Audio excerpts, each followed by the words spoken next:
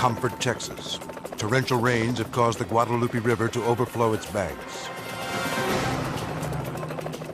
The rising floodwaters have trapped several teenagers who are clutching onto the trees for dear life. Chris Ray is one of them. The current was basically just ripping you off the tree limbs, and you had to use every bit of your strength just to hold on to that tree. I pretty much had made up my mind that I wasn't going to be alive anymore. Then suddenly, over the roar of the raging river, Chris hears the welcome sound of a helicopter. I'm sitting there thinking, there's no way he's going to see me. I'm up under this tree. I just pretty much started praying. It's like, God, let them see me. Luckily, the rescue team spots him and positions their chopper above the trees.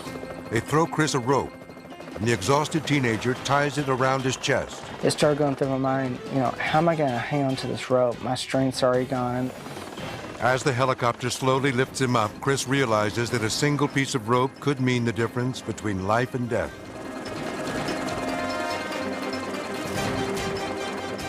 I have a little fear of heights, so, I'm just sitting there hanging on to this rope for dear life. Somehow, Chris manages to hold on long enough to reach dry land.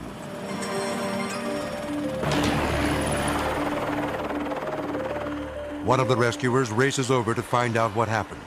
He is shocked by what Chris tells him. How many are there of you? There's a bus over there, 40. How many? 40. In the bus?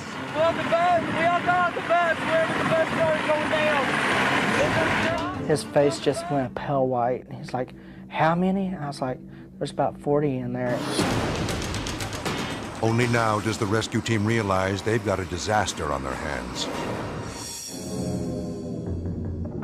Chris had been riding in a bus filled with teenagers when it stalled alongside the flooded riverbank.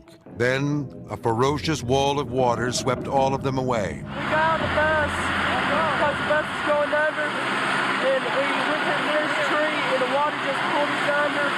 We grabbed hold of the tree, and then the bus hit the tree. And some people fell off, we were hanging on the limbs, and we started floating. I don't even know how I lived. The rescue crew has to move quickly to save Chris's friends, who have taken refuge in the trees. Pilot Kenny Meadows rushes to save the teenagers before the deadly river claims them. When we got there, the river was still rising. With some kids, it had a good place of safety, but their place of safety was rapidly becoming not a good place to be. And as the water rose, they had to turn loose in one place to try to grab onto something else. You see a couple of them just fall out of the tree, and you're trying to reach for them, but there's just nothing you could do to grab them to help them. Time is running out. We didn't know where to start. We saw so many people in the river, we didn't realize, how we were going to be able to get them out. Unfortunately, there is only one helicopter to carry out all the survivors. To make matters worse, the chopper isn't equipped for this kind of rescue operation. Because the rope is so short, Kenny is forced to fly dangerously close to the trees. Well, if you were to get a rotor into a tree that had any size limbs to it, of course it would be a crash. It would be a disaster. There was times that our blades were probably clipping little leaves, trying to get down closer to somebody and get them. Soon, military choppers arrive with special equipment. A soldier drops down to lift one of the kids out of the trees as the river rages below at more than 70 miles an hour.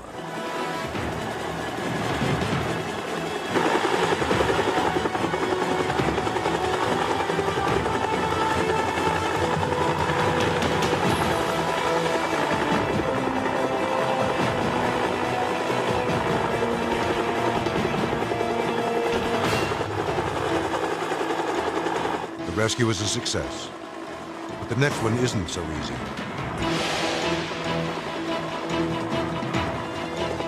A frightened girl clings to a nearby tree. She barely has the strength to hold on.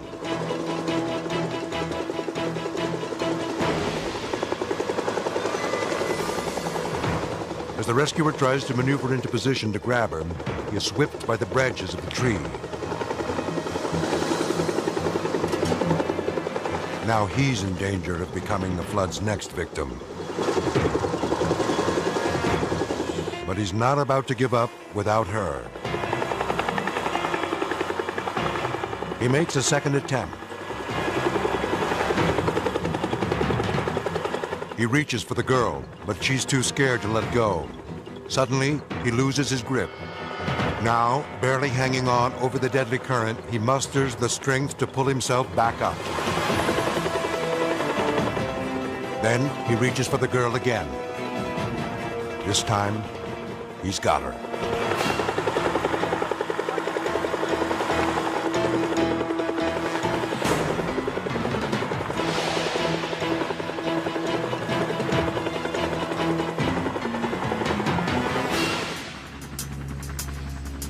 "33 people are rescued from the Guadalupe River.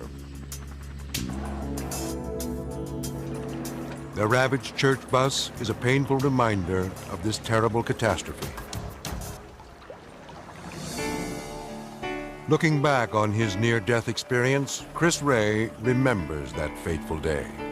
I felt like there's still a lot that I wanted out of my life. I wanted to have kids. I wanted to be married. And so there's a lot that, was going through my mind. I was wondering, is this it? Is this my, my last time I'll ever have with my family? Chris is returned safely to his parents, but other families aren't so lucky. It was very hard. It's still very, very hard. Because we love the parents and we love the kids. And even though mine was okay, I still wanted theirs to be okay. I wanted all of them to be okay. Chris is alive today thanks to the courageous efforts of the rescue team who saved him and many of his friends. This is the stuff that heroes are made of.